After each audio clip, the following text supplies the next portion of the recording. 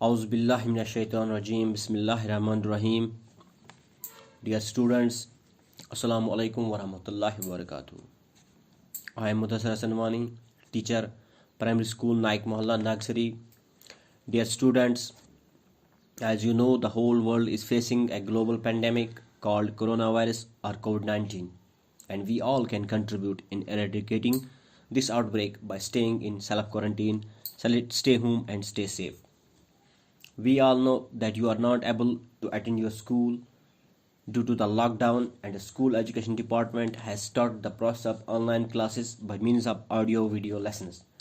Taking this process a bit more further, today I am going to deliver a lesson of class 7th, subject history, chapter number 4.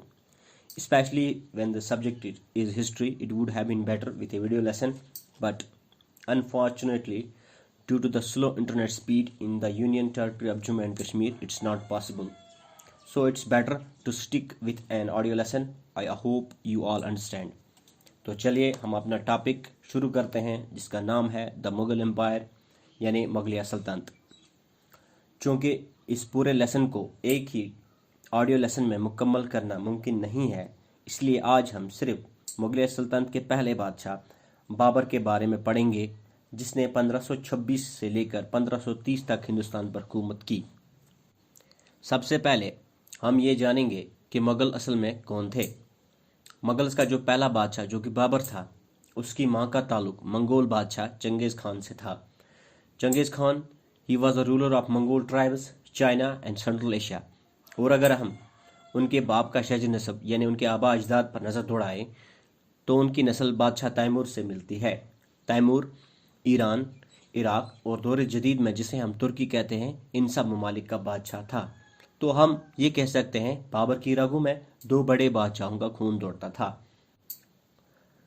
Babar के बारे में पढ़ने से पहले प्यारे बच्चों, मैं आपको बता दूं कि फरगाना एक जगह का नाम है। आपने दो ममालिक का नाम सुना होगा, जिसे दौर जदीद में हम उज़्बेकिस्तान और ताजिकिस्तान के नाम से जानते हैं।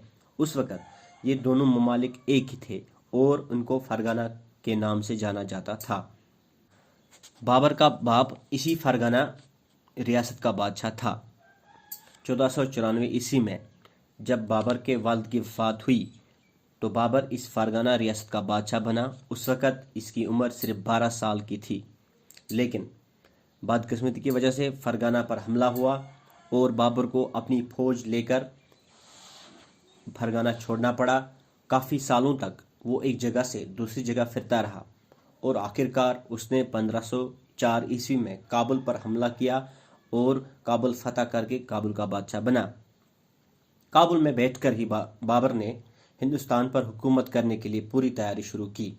उस वक़्त दिल्ली सल्तनत का बादशाह इब्राहिम लोदी था और काबुल से निकलकर बादशाह बाबर ने 1526 में हिंदुस्तान पर हमला किया। उस वक़्त मैंने आपको पहले ही बताया कि दिल्ली सल्तनत का बादशाह इब्राहिम लोदी था और दोनों फौजों का मुकाबला पानीपत के मुकाम पर हुआ, जिसे हम ग्रेट बैटल ऑफ पानीपत भी कहते हैं।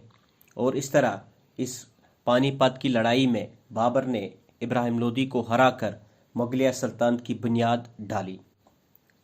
और इसके अगले साल यानी 1527 में बाबर ने राणा संगा, जो कि राजपूत बादशाह था, को हराकर अपनी सल्तनत आगरा तक फैला दी।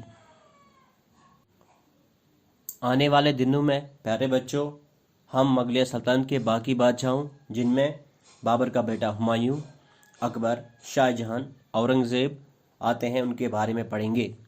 इस लेसन के बारे में अगर आपको कोई भी डाउट या सवाल होगा तो आप मेरे पर्सनल मोबाइल नंबर 9596054066 पर राब्ता करके क्लियर कर सकते हैं।